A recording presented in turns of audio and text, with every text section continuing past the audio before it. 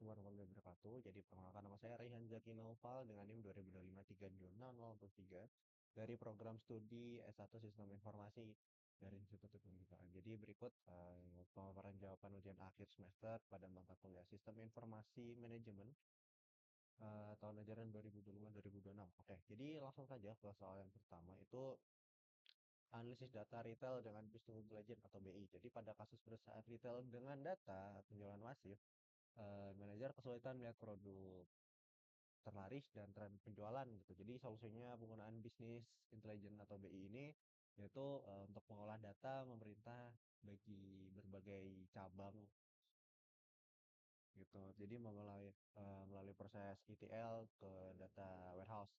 Terus dianalisis menggunakan teknik OAL, OLAP atau OLMP dan disajikan dalam dashboard interaktif. Jadi hasilnya manajer dapat memantau informasi secara real time sehingga keputusan lebih cepat dan bersifat data driven gitu. Jadi bukan berdasar asumsi semata gitu. Terus lanjut ke soal kedua, yaitu tentang integrasi proses bisnis dengan enterprise resource planning atau ERP ya.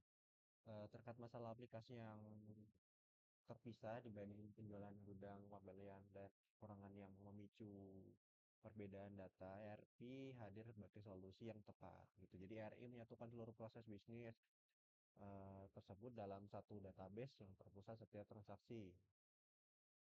Jadi akan otomatis gitu untuk dari data deposisi terkait apa yang perlu diinput, data berulang.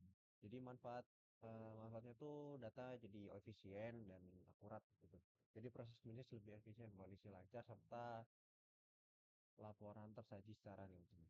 Pasal ketiga, penyewaan aset intelektual dengan knowledge management system atau KMS. Jadi perusahaan yang sering ditinggal pensiun karyawan atau karyawan senior lah, yang beresiko kehilangan ini ya, knowledge yang berharga gitu. Jadi KMS diperlukan untuk merangkap penyimpanan, pembagian dan penerapan muatan dari pengalaman tersebut ke dalam garis pengetahuan organisasi. Manfaatnya adalah perusahaan tidak kehilangan keahlian krusial gitu. Jadi karyawan baru lebih cepat beradaptasi juga karyawan baru-baru ini. Lalu solusi lama dapat dipakai kembali gitu. Jadi kalau misalnya ada masalah, solusi lama bisa dipakai. Jadi serta menciptakan budaya berbagi pengetahuan. Seperti itu. Lalu soal nomor 4, pengukuran kinerja dengan Key Performance Indicator KPI. Untuk mengatur keberhasilan divisi penjualan setiap bulan menggunakan KPI yang merupakan ukuran kuantitatif untuk menilai pencapaian target. Ada tiga contoh KPI yang dapat digunakan. Yang pertama ada nilai penjualan dibandingkan target bulanan, lalu kedua jumlah baru yang diperoleh dalam satu bulan. Yang ketiga manfaat eh, retensi atau repeat order dari pelanggan. Oke, jadi ketiganya memberikan gambaran yang luas terkait target, pertumbuhan, dan loyalitas. Lalu soal kelima, penilaian komprehensif dengan balance scorecard ya. Jadi mulai keberhasilan hanya dari sisi keuntungan finansial tinggalan. Nah, menambahkan faktor krusial seperti kepuasan pelanggan dan efisiensi operasional.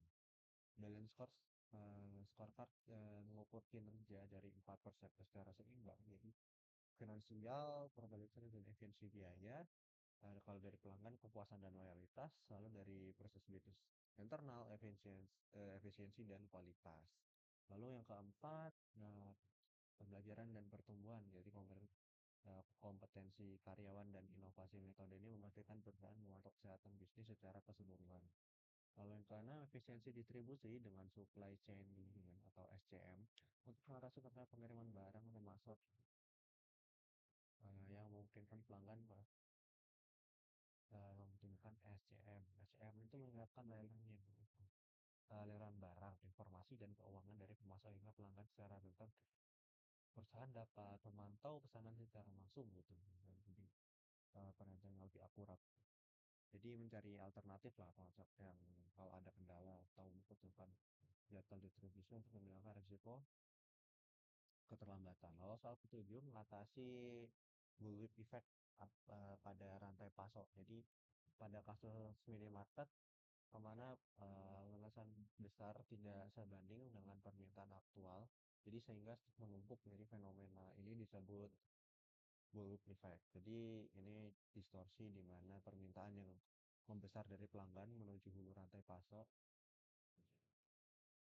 ya, hulu pasok diakibatkan oleh penanganan yang tidak akurat order balancing. Jadi kurang informasi sharing serta reaksi.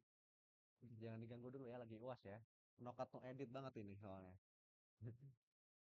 Jadi kurang informasi sharing serta reaksi berlebih terhadap fluktuasi solusinya, jadi meliputi penerapan berbagai informasi real time, demand forcing berbasis data aktual, serta ukuran yang factor management atau VMI. Jadi soal ke-8, manajemen proyek dengan Gancat. Jadi proyek menggambarkan aplikasi inventory waktu 4 bulan Gancat, berfungsi sebagai diagram horizontal untuk mencerahkan mau jadwal, memantau dan memandu setiap pekerjaan agar tepat waktu. Jadi diagram ini secara visual menggunakan daftar aktivitas, durasi, keterangan antar aktivitas gitu.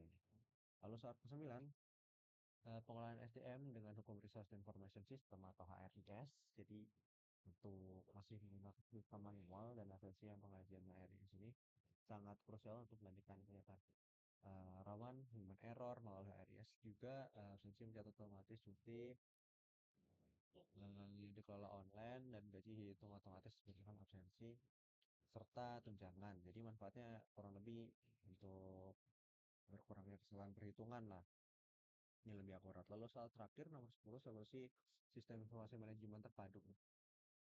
Solusi dengan masalah konflik, yakni data yang tidak berarti stok berlebihan, kelamaan yang tinggi, dan pinjaman yang kesulitan memantau kinerja. Solusi utamanya adalah integrasi sistem ERP, SCM, RM, ya, BI, HRIS, TRS.